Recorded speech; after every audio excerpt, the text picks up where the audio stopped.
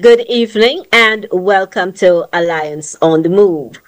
Whether you're joining us on Channel 8, DTV Channel 8, or you're joining us through any of our Facebook platforms, welcome to this program. Please stay tuned. Our program this evening is going to be most informative.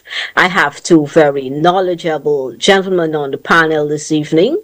There is Mr. David Patterson and Mr. Nigel Hughes. And we're going to be discussing a range of topics.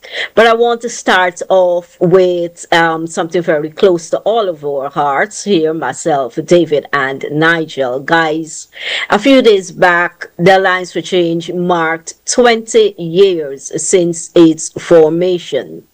And I think we're one of the parties that basically has seen it all. And so, David, as chairman of the party, what are your thoughts marking 20 years? And you have been there since its formation also. Yeah, good night, Beverly. Good night, Nigel. Good night, viewers in regions 5 and 6. Welcome. Yes, Beverly, it's been a remarkable 20 years. It's actually, to be honest, it went very quickly. From where we started, from the idea, the embryonic idea of a party, of a movement, of a set led by Kemraj, Raphael, Sheila, that we move the discussion forward in this country. We started off, with a dream, and then it became a reality, and it continues to serve the people. We started off 2005, 29th of October. We launched as an official party. We went into elections. The elections, if I could remember, it was in August. Less than a year later, we formed and we qualified, and we got 6 seats in our initial our initial foray into politics. Of course, we were robbed by GCOM. It's one of the things we should talk about this day. And we've gone from strength to strength over the years. We are, as a party, and then and now, continue to be upfront on topics of national importance. We've been fearless. We continue to be fearless. We are now in our 20th year in a bit of a transition period in the sense that we are rebuilding, and that's been very, very, that's been going good, of course. You don't want to blow your own whistle, but the feedback has been good. Several persons have said to us now in our 20th year that the country needs the Alliance for Change. We are in a unique position now that we can say and defend not only the corrupt practices and the malpractices of the PPP, but we can also comment on what the opposition should be doing. And I do think that we're going to fill that space, just being the political conscience and the political grouping for the country for things that are right and just to go forward. So, folks, 20 years, we've been in other countries, you're considered an adult at either 18 or 21. So we're just short of that, but we don't think that we've matured enough. We've learned a lot, well, me in particular, over these last 20 years. Some good, some bad. Some lessons were bitter. Some lessons were very sweet. But we will definitely continue the fight and for the people, for the betterment of the country. Because that's what it's all about. Just it's about our people. Ghana really is a blessed country. We have almost every single thing, save and except a functioning democracy with an equity for all. And that's the bare minimum that we do hope to bring to the people of Guyana. We bring in Nigel here. Nigel, you have been sometime in the foreground, sometime in the background, sometime in the middle of it all, but always there.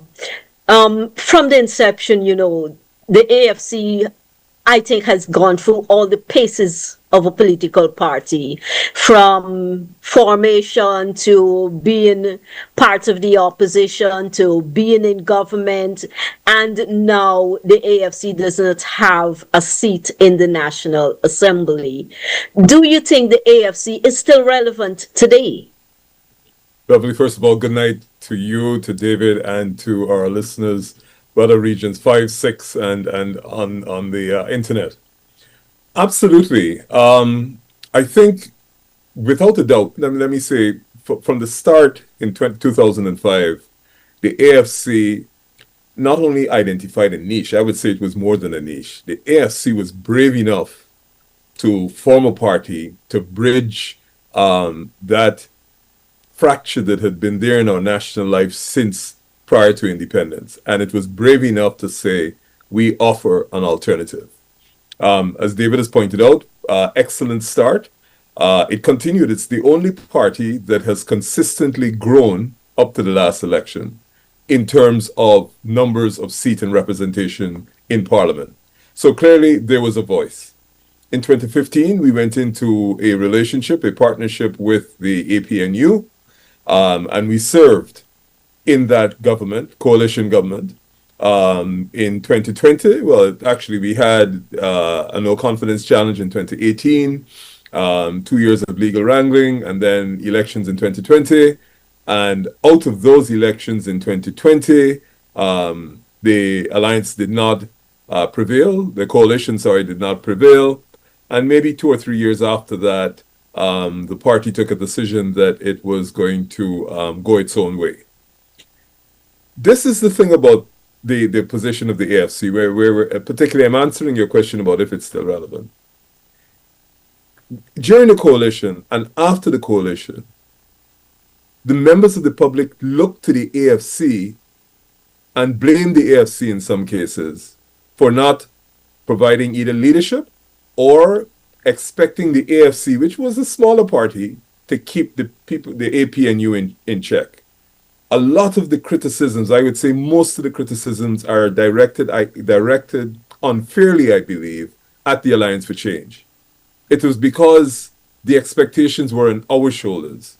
It was almost as if the electorate didn't have the same expectations of the other parties in the APNU. And that's a really, really heavy burden to carry. The Alliance for Change, unlike the two major parties when it came into existence in 2005, didn't have the party apparatus and the history of being able to operate in 10 regions, but it did an absolutely fantastic job.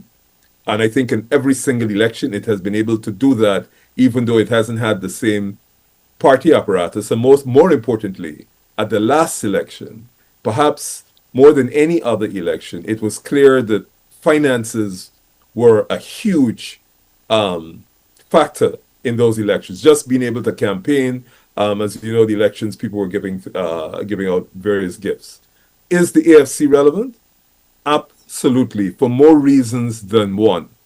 The fact that we are not in Parliament, I don't think impairs the impact the AFC will have, and two, the expectations of the people. And for this reason, I think David has sat in Parliament, you have sat in Parliament, and you know that even where you have, like we did, a minority government in 2011, the person who holds executive office virtually directs the agenda in the National Assembly, and where you have governments which, even if it's a one-seat majority, it is as if the opposition has no power or influence. The subcommittees didn't meet. I think the Natural Resource Committee met or didn't meet or maybe met once.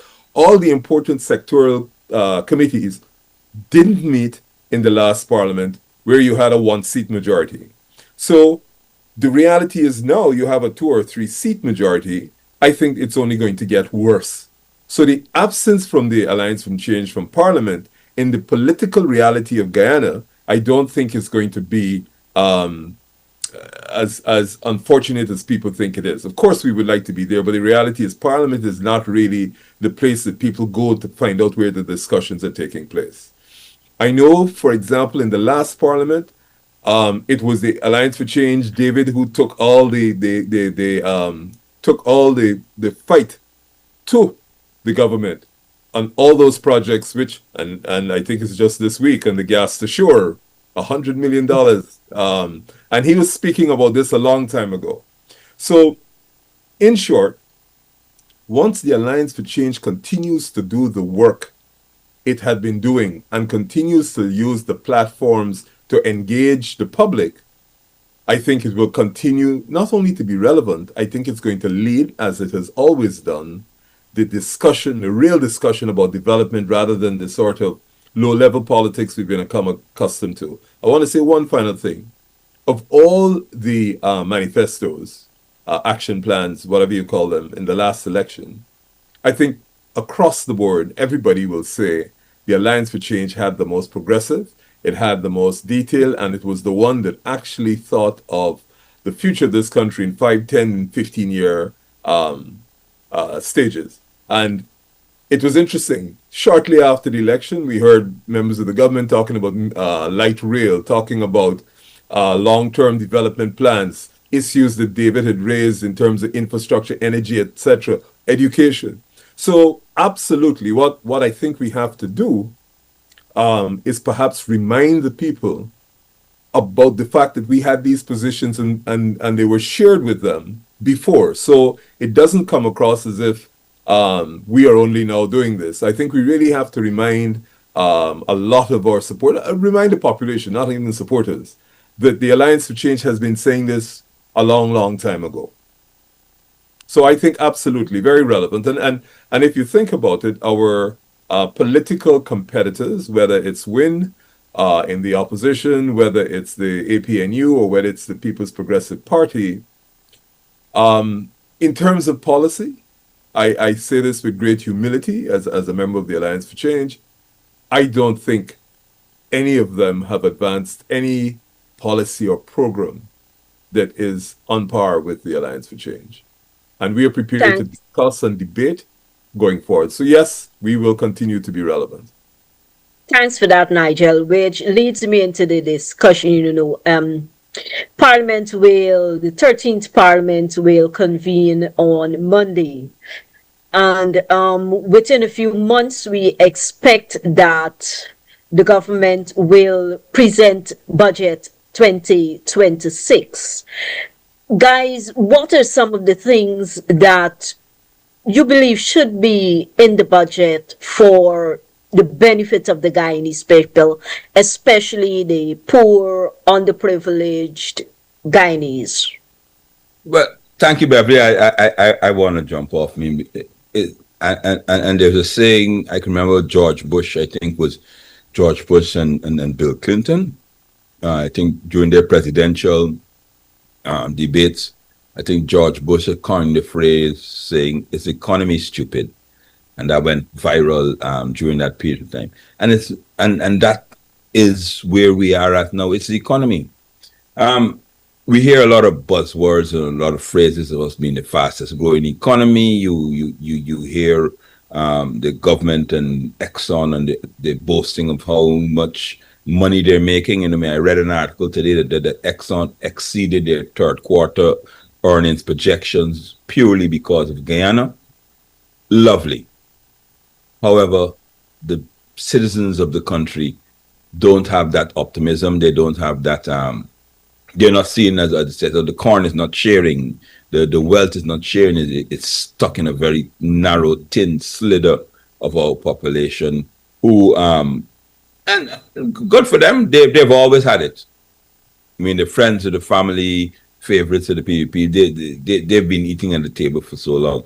So any budget from now until 2030 have to, in our mind, has to deal with the people, have to be able to address cost of living issues, has to address our single parents, has to address our students. And Nigel made mention of our manifesto, which we highlighted several different activities.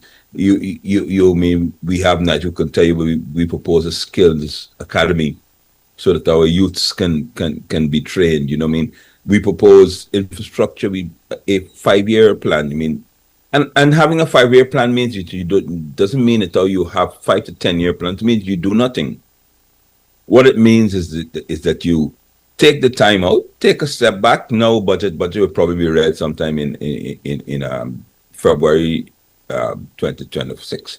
Take the time out to say, listen, decide what you're going to do, because what this government is great at, and they've been doing, is knee-jerk reactions. You know what I mean? They have to come into a plan for Gaisuko. You know what I mean? You have to start now. Where are you? Is this government going to take the sugar industry? They've tried what they've tried. They turnaround plan, whatever it is they've called it, and it has not done borne fruit. It's on life support. Gaisuko's on life support. I actually heard from a senior representative on the government side that Gaisuko, strange enough, Nigel, they have sugar and they can't sell.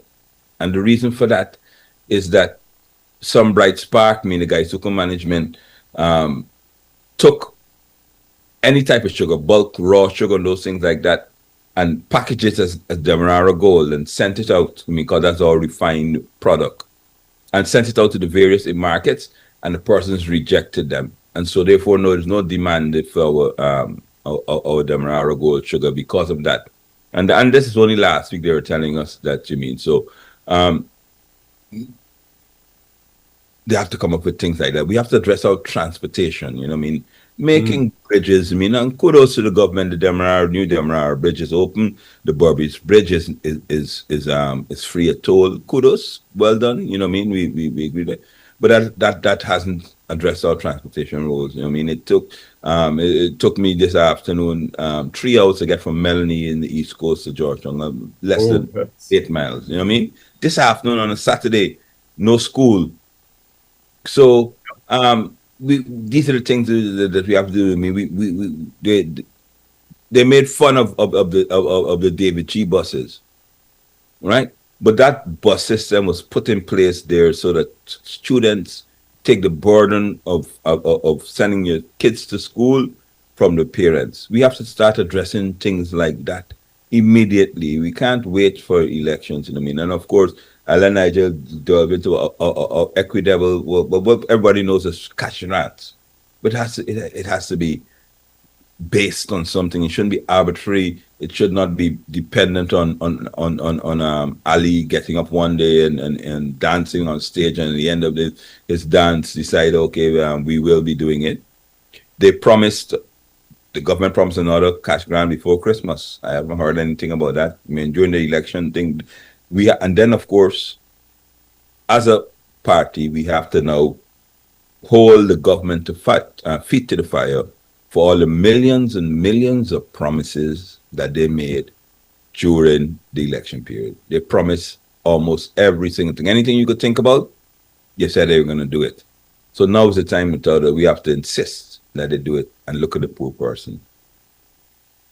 Nigel, as you come in, I want to put to you guys that with all the welfare programs that the Alliance for Change has put forward and the government has put forward, and all these welfare programs, especially those that provide meals and so on for children, when can the Guyanese people look forward to earning enough so that the government don't have to feed our children?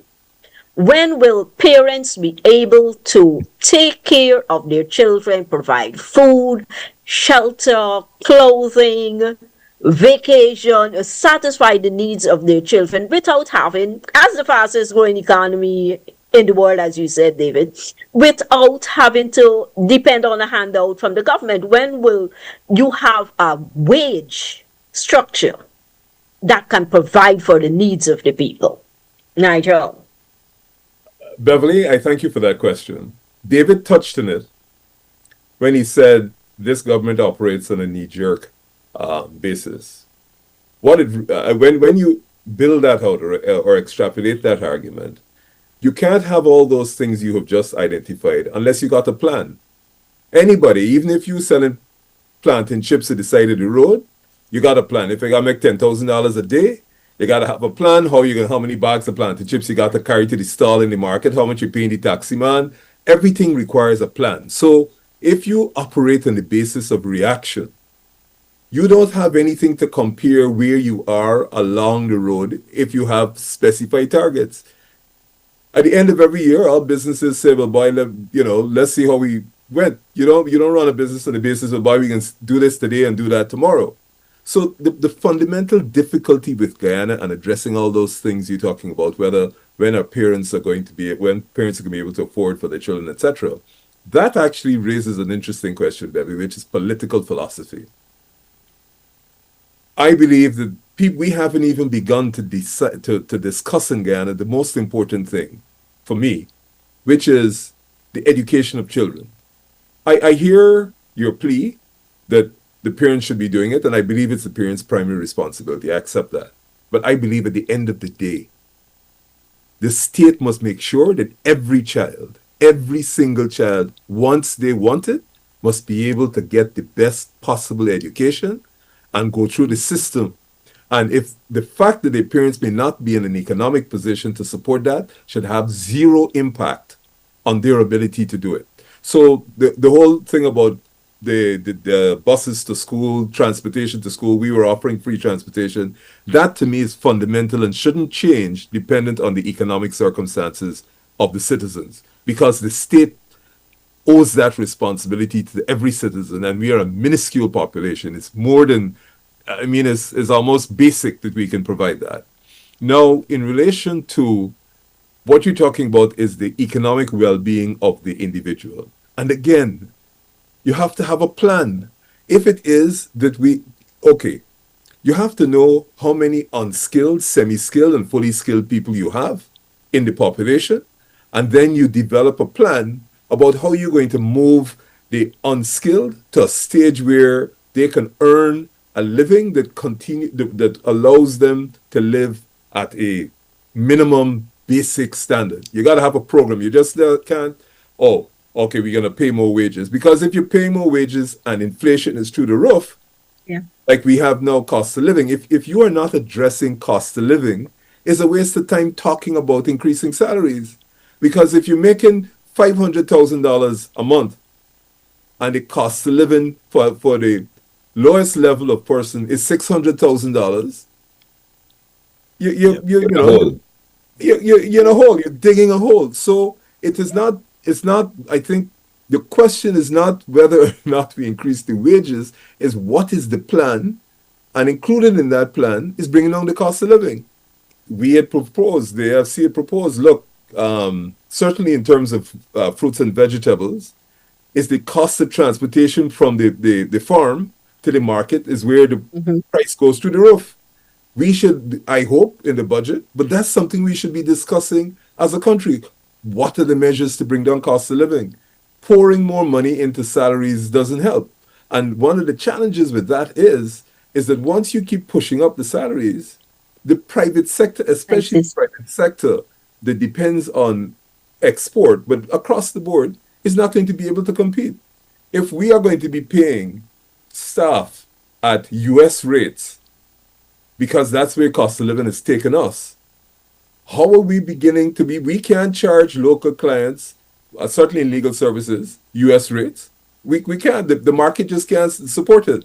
And I'm not talking about the banks, I'm talking about the average man that got a problem, a legal problem, etc. And so all of this requires a global approach and policies and programs. And that's what's completely absent. The one thing I wanted to add to your question, Beverly, is this. Because we are so distracted by these other things and life is so hard, we have to spend a lot of time as the Alliance for Change just educating the population about the economic issues and how they affect the individual. You see, we may say cost of living, and the average man in the street, cost of living, but he doesn't understand the factors that go into where it is. And so, for example, I think Jai Paul spoke about this all the time. When you decide you are going to stop charging $200 per person for crossing the Demerara Harbor Bridge, and where you're not going to have tolls on this new fantastic structure that we do have, you're actually cutting out that money, which you could have taken and given to the most vulnerable people in our society. Because the average man going across the bridge, he ain't really concerned if he getting $200. Even the minibuses that cross in 5, 6 times a day, that's not a big factor to their bottom line, whether they pay $200 or not. So we should have kept those tolls and that money allocated to the most vulnerable people in the society. And even if we didn't do that, we should have a discussion about it. You don't wake up one morning and it's electorally attractive, say, okay, I'm canceling all of these, because the cancellation has a cost. And the obvious question is, who's going to pay for that? And how are we going to pay for it? But you see, because in an election cycle, you say it and people say, hey, you're stopping the progress. What are you really stopping? You're not stopping the progress. Nobody has said we shouldn't have a bridge over the Demerara River. David actually, during the last administration, commissioned various studies on it. The question is, and will always be, how are we going to pay for these things? And once you start saying, oh, I got enough savings in the bank, so I don't have to worry, that's a recipe for bankruptcy.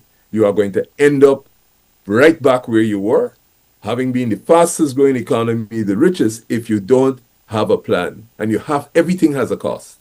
So just to forgive me for repeating, to your question about when will parents have that position, it has to be within a development plan. And that's why we said you got to have a long-term plan, and then you got to have a benchmark. If David wanted to know you make more money this year than last year, how are you doing it? On a knee-jerk reaction, or you got to look at on the basis of some sort of data, and that's why we keep pushing data. But that's my response to it. Sorry, I went on a bit. Just allow me, Beverly. Thanks. Just allow me like 30 seconds to your question. First and foremost, when will the question when will the people be financially dependent under the PPP? I can say without the fear of such a contradiction, never. They imagine Region 6, Region 5, the sugar industry, the sugar workers in the sugar industry earning a living and don't have to depend on, just for example, that the sugar industry is working perfectly and they don't have to depend on any handouts from the government. That makes them independent. That doesn't allow the PPP to control them. And obviously an independent mind now sits down, has more time to sit and analyze what's really going on. So the PPP has never, ever been proposed policies and programs to make our people independent of mind. And secondly, the basis on which you make your decisions, as Nigel said, is data. And one of the most important pieces of data you must always have is the census. The census is not only, and people think the census is just a calculation of how many people you have in Guyana. But the census is so much more data. It tells you how many households you have. It tells you the income. It tells you what are the products that persons use most in every house. It tells you how many children you have, how many, so it gives you a full blueprint on what to make your decisions on. The last census was completed, 3 years ago, 2022, and they have refused to make it public. 3 years. And so you're wondering on what basis are they making their decisions? You know what I mean? Because if you don't know how many households are in the country, how do you allocate resources to them? If you don't know for sure how many Guyanese children are in the country, and then you compare that with how many persons are enrolled, so you know there's a gap that you have to fill. Absolutely nothing. So I would like to say never, because of their approach to governance. Guys, Nigel, you talked about GAISUCO, and I think David, you also touched on it. But with all the I didn't touch it. Yeah, go ahead. Yeah. With all the money and the resources and all that's happening, it seems as though our manufacturing sector is not, well, outside of our economic sector, outside of oil and gas. Our manufacturing sector seems very stagnant. So I have concerns. What happens after oil and gas? There is a Yeah, time when that sector will plateau and then go downward. But in terms of manufacturing and energy to manufacture, where is the expected growth that we should be seeing and the creation of jobs that we should be seeing there? Guy Expo is coming up, for instance, And and we're going to be seeing a whole lot of retail products. A whole lot of imported to retail products. Beverly is so right. I mean, there's something called a non-oil economy. And the non-oil economy, because the oil is giving us a tremendous amount of money. So it's like a camouflage to how well you're doing. You know what I mean? So when you at the end of the year, the minister would announce that you made $1 billion, and everyone feels happy that you made $1 billion US this year and those things like that. But the real test, as I said, the test of the pudding is in the eating, is our non-oil economy. And the backbone of our non-oil economy prior to oil and gas has all been failing. Gold prior to oil was our number one foreign currency earner. And at the time when gold prices are at the highest ever and will continue to be so, our gold production has been dropping drastically. Then you go to sugar. I mean, I don't need to tell anybody, but I mean, sugar's been on a free fall without the parachute for quite a while. Then we go to rice, and kudos to the rice farmers. I know Region 5 is a big rice producing region, but unfortunately, the world price for rice has dropped, and obviously, we have no special agreement with anybody, WTO restrictions.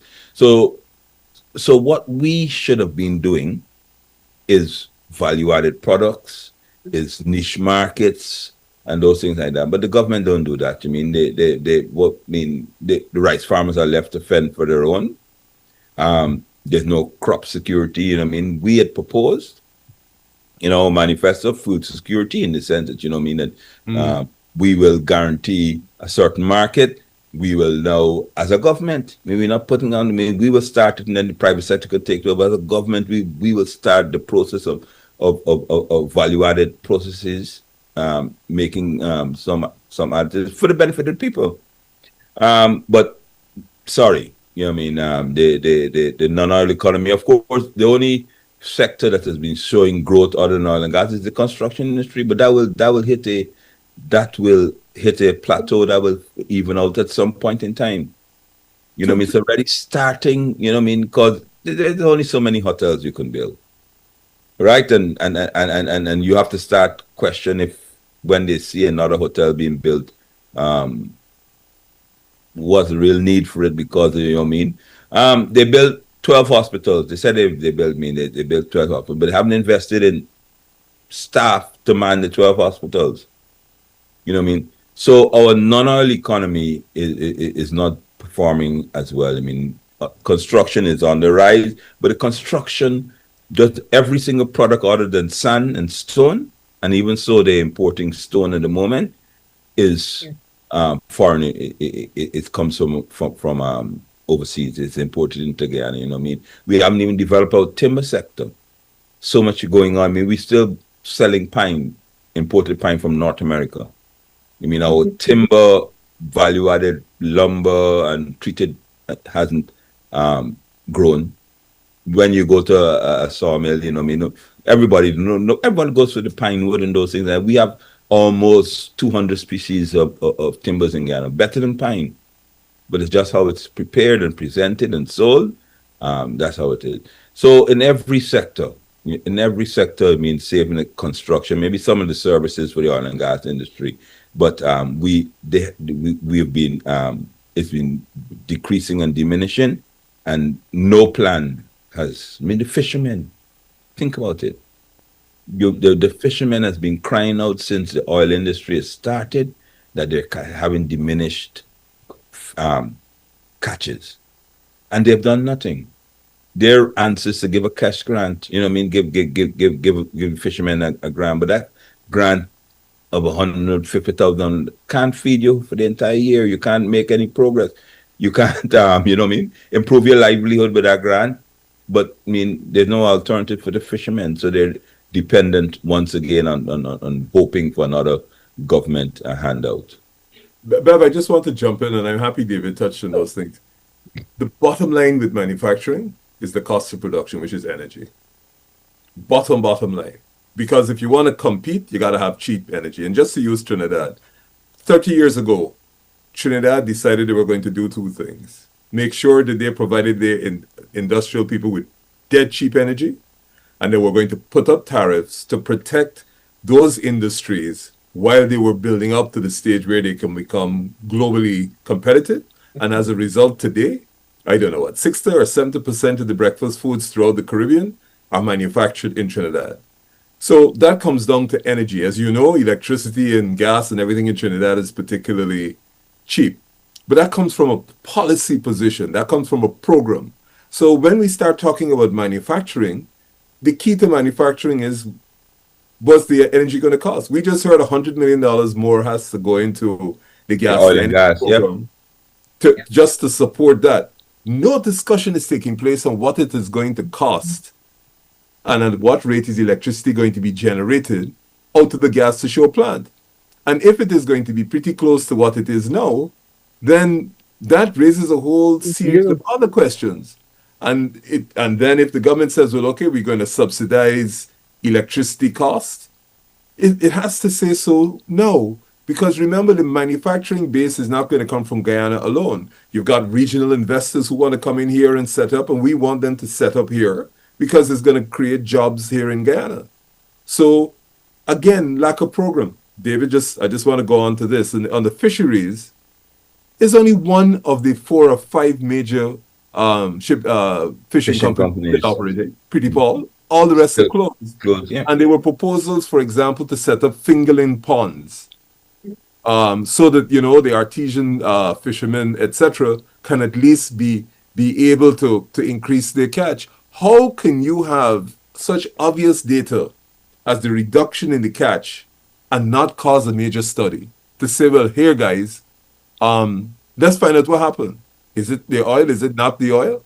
You can't have, 80% of your major manufacturers in fisheries closed down, cease to operate, and you don't conduct some investigation? Come on.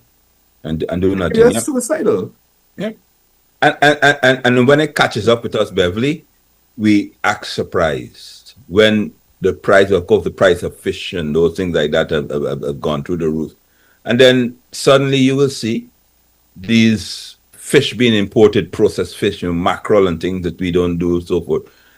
And then somebody will act surprised as, wow, look what we're getting here now, you know what I mean? But this is something that's been happening all the while. And if you don't address it, because whatever you do to address it, it takes time. If you're going to do fingerlings, as Nigel said, you have to allow them to grow and nurture, then you have to go and distribute them, then you have to time to harvest them, breeding and those things.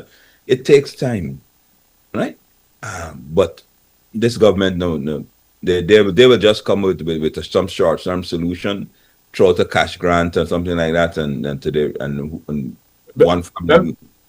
Yeah, David, sorry to cut you. I was going to say, Bev, the other discussion, we don't have the time here, which David touched on, is what are we going to do with Gaisuco? We have to have that conversation. Now, clearly, you can't close it down because of its social impact. But we have to decide, what are we doing with the young people? What are we doing with those societies that were built around sugar estates that are no longer viable or feasible? And those are kind of real discussions that have to be had. You just can't continue to pour money into it because, we're trying to keep the support. You got to have a real discussion about what you're going to do about it. I just wanted to add that into what David had mentioned. And everything... Very interesting. Sorry, guys, I just want your views. Sure. Every time you come to short-term relief package, fertilizers, they set up fertilizer and give free fertilizer, it takes money out of the coffers that could have been directed to a more progressive area. I mean, I'm not saying that you shouldn't help persons in distress, but if you had planned properly, both you could have helped the farmers and Gaisuko because they're following a plan and it's structured, and you could help the poor in distress as well. Okay, guys, we're all of us. I'm at the lower end, but the two of you especially, old enough to know that Guyana we were canning goods. We were canning pineapples. We were making Sunbelt ham and all these things. What did we have then, probably, that we do not have now? And I mean, like, we were doing these things without oil in the economy.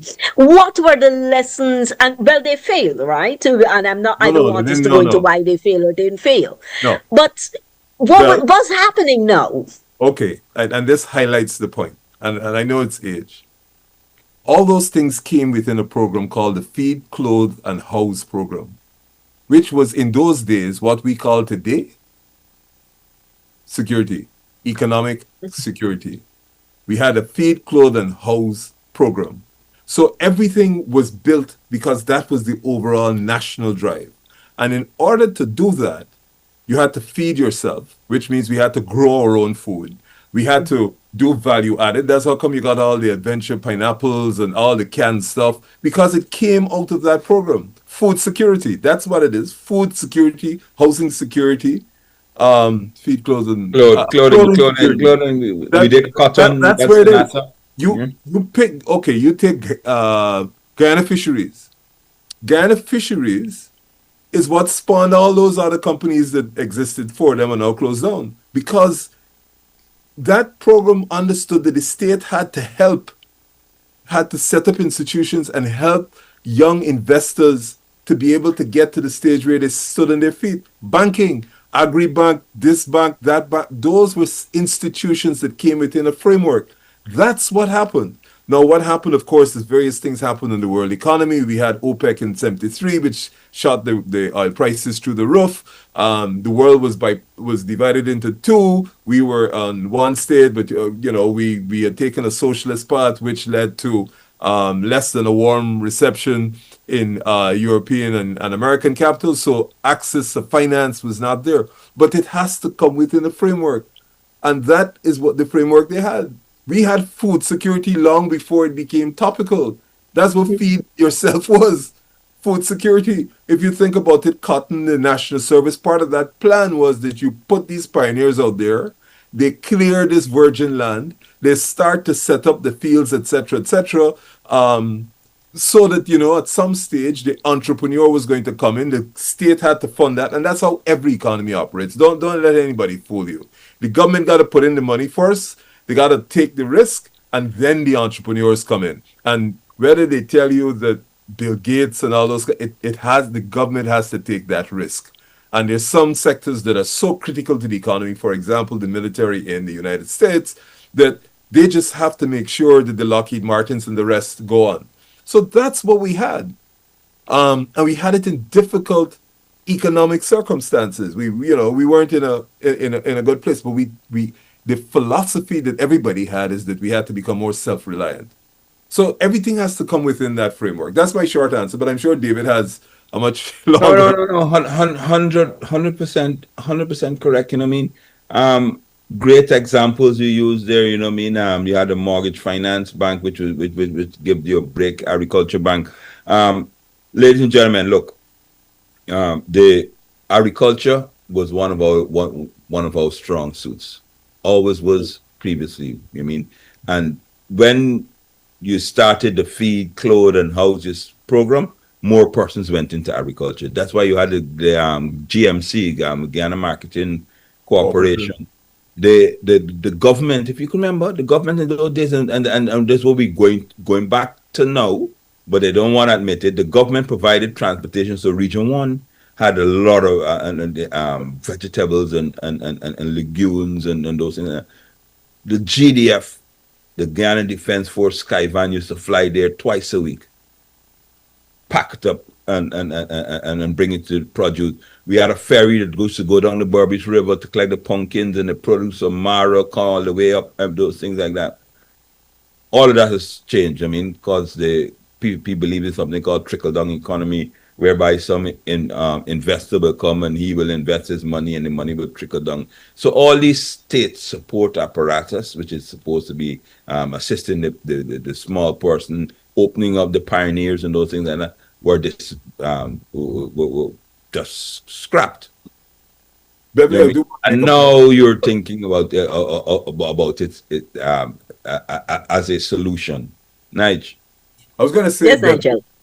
We have, however, I will say, as a responsible people, we have to also examine where we failed in those projects, because they were failures, absolutely. Yes, Some of the banks failed. And it would be most foolhardy to say we set up another agri-bank if we don't look at what failed. The mistakes were made. We do have to do that. I would be the first to say, and the Alliance for Change, I'm sure, would say we have to examine to see where they failed. If the concept wasn't a failure, was where did we fail? And that is important too. We also have to recognize the state of economic development of the country. We are not a developed economy. We everything is primary. Even when you go in the market, everything is primary. We have very little value added taking place here. And historically, economies move from just rudimentary production up to higher levels of production, based on the government making sure that the available finances and actually subsidizing. Don't fool yourself. American agriculture is heavily subsidized. European agriculture, heavily subsidized. So the government has to take a position that this is what we're going to do. Like David mentioned with the fertilizer, etc. We have to have a program. It can't be coming this crop because the price is low. We have to have a long, sustained plan of how we are moving our farmers who are small farmers, 15, 20, 30 acres, to a stage of sustainability and what it is they need, whether it's the improvement of the soils, NARI, all that stuff, all that research. That's where the government has to put the money. And that's how everybody else does it. It's just that we don't do that in Guyana. So a good example, Nigel, with the PL 480, which we still get. PL 480, ladies and gentlemen, the flour that we use is the Americans pay their farmers to grow wheat, and they buy it, and then they say, well, we're humanitarians and we're going to sell it to third world countries at a cheaper price. But in reality, what they're doing is guaranteeing their farmers a price and a market. And then, of course, now instead of it accumulating in America and those things like that, they put on their humanitarian hat and they said, oh, look, we're good citizens of the world. Guyana, we're going to sell you the wheat, which we paid for at $1 million or $10 a bushel. We're going to send you at $4. They're subsidizing that $6, but their farmers are doing well. And there's nothing wrong with that. There's nothing wrong with that. We can do that with our rice industry, you know. We can buy at a certain amount of price, and we can sell to our CARICOM neighbors, and that will ensure, I mean, of course, at some point in time when the prices balance up, we've already captured the entire CARICOM rice market, right? Exactly. And of course, then we would expand our rice farmers and those things.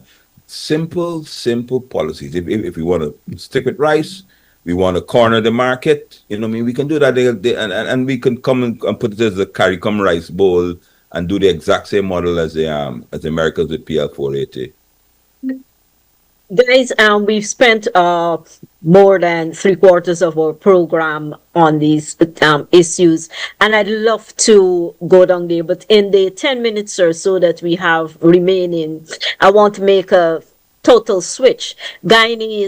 A lot of Guyanese, I must say, even abroad, are concerned with what is happening in the region. We see buildup of American troops. We hear statements coming out of Venezuela. Should we be concerned, or are we in a safe place? And then, of course, we had that recent bombing at the gas station on Regent Street there. Is there, real cause for concern? Well, let me start, Beverly. I mean, I think I'll let Nigel, take the geopolitical part, but I'll start with the position that the Alliance for Change have had pre 2020, post 2020, and even more so. We have, and Nigel noticed, we've even gone to the American State Department, every international agent.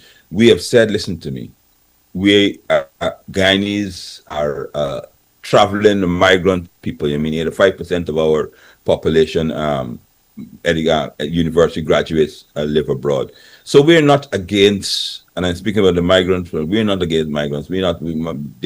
95 or 99% of them are here because of the situation in their country. However, we have always said it that this Wild West cavalier approach that the government has to our migrants will be detrimental. We've said that you must have a system. Like, if I go to America, if I go to England, I have to register. I have to follow their rules, their laws. They have to know who I am and where I am staying and what skills I bring to them and what skills I have to offer, and so forth. The government, for their own personal gains leading up to 2020 election, disregarded all the recommendations made by the opposition, particularly the Alliance for Change. And we're simply saying, look, listen to me. And you people are free to come, register them so that you can contact them so we can know who it is. They did that not. All you're hearing up to now, to today, the government can't tell you how many migrants we have in this country. Right? So when I heard it speaking about EID and those things like that, but they don't even know where the persons are. I mean, the Minister of Foreign Affairs got up in Parliament and said that there are no Venezuelan migrants in Region 10. Yeah. And the next day, the internet will light up, man, because there's about like 2,000 in Region 10, and the government not only the government built facilities to them, water, so they're squatting and washrooms. He said that there are no migrants in Region 6, and next day the Minister of Education said we have 238 students of Venezuelan descent registered in the schools in Region 6. They haven't a clue. So now we have a knee-jerk reaction, typical PPP. Typical, and they're talking about deporting people and those things like that. I mean, that's pure madness. That will be like anything else, like several of the plans they have. That would be almost an impossible task at this stage. They opened the floodgates. They refused to do that. They registered people. We were saying, well, hold on a second. You can't register this person just because you want them to vote for you. But they said, no, they like us. Now, apparently, they're worried that the persons don't like them or not. And I like them. They're good for our construction agency. Knee-jerk reactions. Nigel? On the consequences for the region, and I'm just going to go at a very basic level. Once you have warships with an aggressive purpose located in any part of the planet, people get nervous. The entire Caribbean outside of Guyana and Trinidad depends on tourism. Who is going to be coming to a zone of war for a holiday? So just think of all those small islands, whether it's St. Vincent, St. Lucia, the rest of them, and you have warships in the region. That's the first thing. So the economies are going to take a hit. It's not going to affect America. It's not going to affect Venezuela. But those countries are going to end up in serious economic difficulties, and naturally people go to where they think jobs may be. They're going to start coming to Ghana, but that's not a problem. Two, once you have hostilities, one country might think everything is a legitimate target. Look at Gaza. So if Venezuela thinks its back is against the wall and Trinidad and Guyana are providing support to the people who are attacking them, America is a hard target. They can't hit the Gerald Ford. They can't hit any of the frigates. But what is the bottom line with any successful war? Economic warfare. So Trinidad and Guyana become legitimate targets. And so just as how somebody could go to a gas station, and I don't know if it was Simtex, that's a funny situation. I got strange views on that. All they got to do is get into some little paddle boat, go to the shore base here, put a little explosive there, and at the same time, simultaneously in Trinidad, at whichever port, do the same thing, and therefore the supply facilities for all of our offshore FPSOs in one single shot gone. Yeah. That's what you expose people to. Because Guyana is a soft target. We have no protection. Look at what happens here. We don't even have the ability to respond. That bomb was what, last week, Sunday or something? You would have thought Saturday, immediately, or whatever day it was, you have a rule that says, okay, we're removing all the receptacles from the gas stations, anything that looks like, and you have a big public education thing, be on the lookout, da da da. We're not ready. We're not ready. And I don't Say think something, say something, that right. policy, I mean, these are special hotlines, etc., etc. Absolutely nothing. And the fact that the Absolutely. state has not reacted means that they obviously must have information that says this was not really a serious threat. But the point is, when you do get this serious threat, how you responding? So the zone of peace is not just a fancy term that we're talking about. Kumbaya, we want peace in the Caribbean. No, it has very real economic circumstances.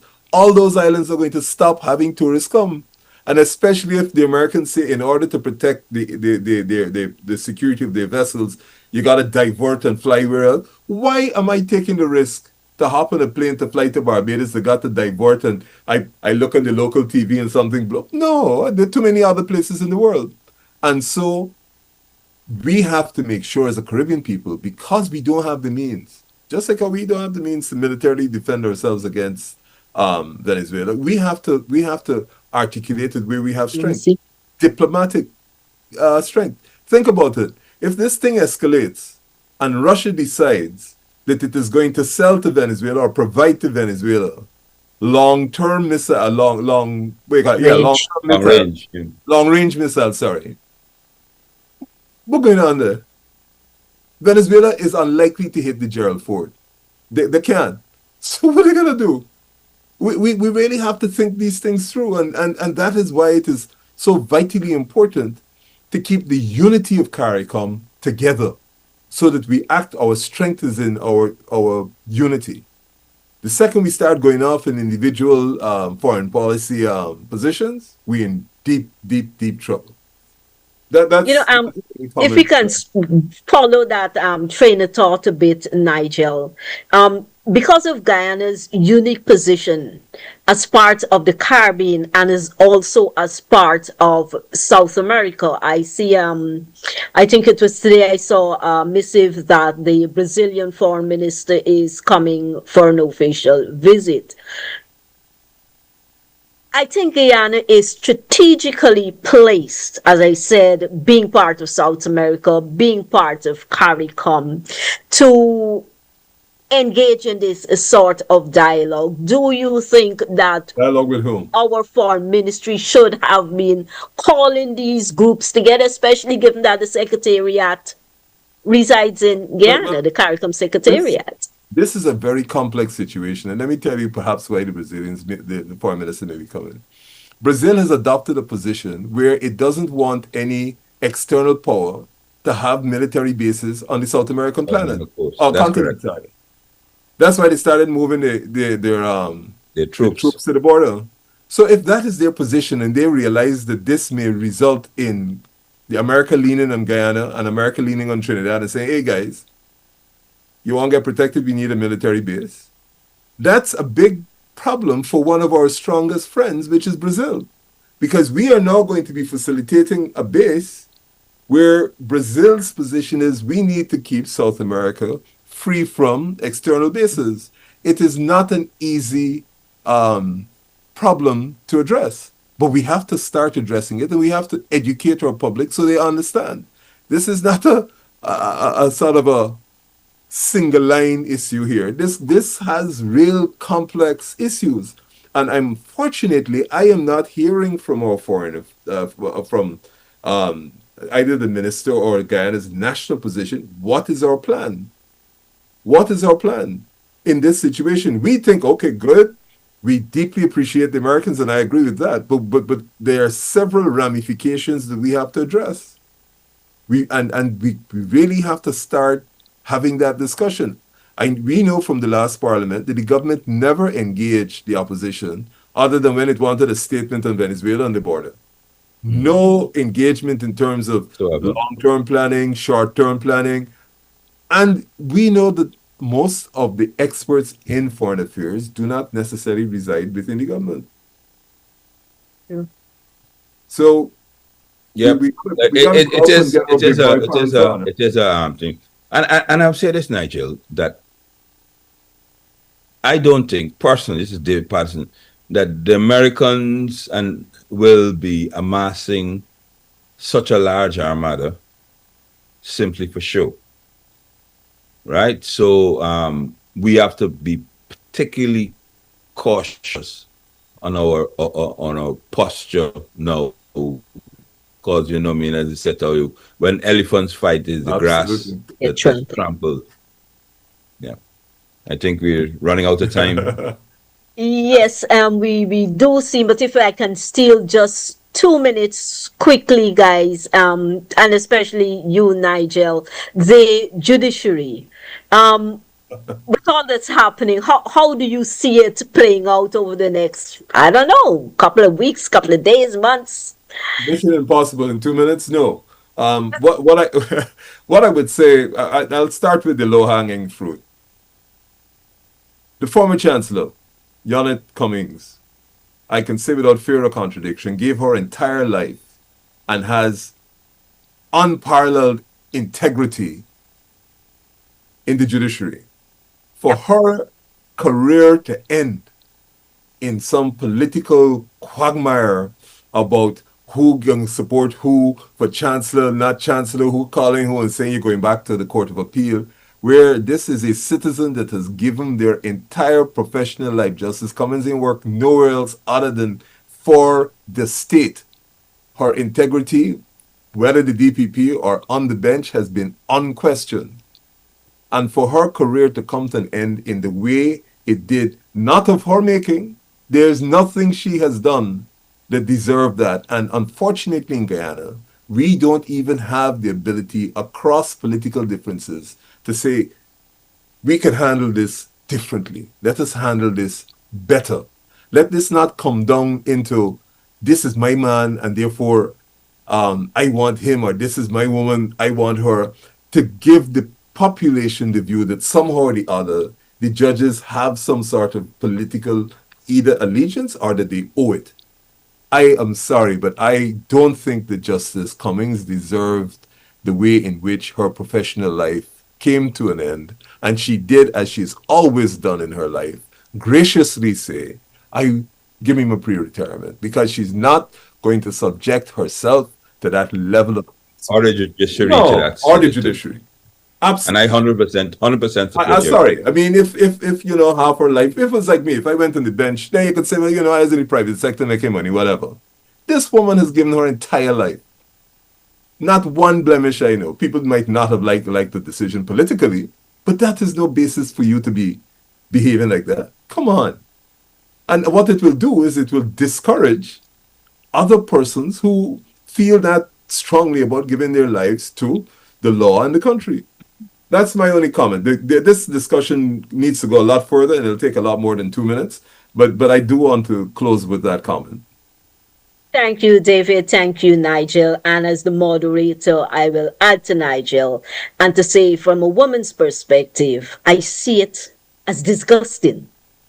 As Nigel has said, a woman who has served with such a distinction that her career has come to an end. It is totally demoralizing to all the young women within the judiciary and in other professions that politics could damage your career like that. Unblemished Yeah. It's a really sad occasion, sad event, sad way of how things have been handled. But Nigel, David, this has been such an informative discussion. I really appreciate you taking the time to sit with me, guys, and sharing your thoughts. And to our friends at DTV Channel 8, we cannot thank you enough for your professionalism and your support. And very especially to those of you who joined us on television, on Facebook, or other social media platforms. We do thank you, and we wish you a good night. Good night, Right. folks.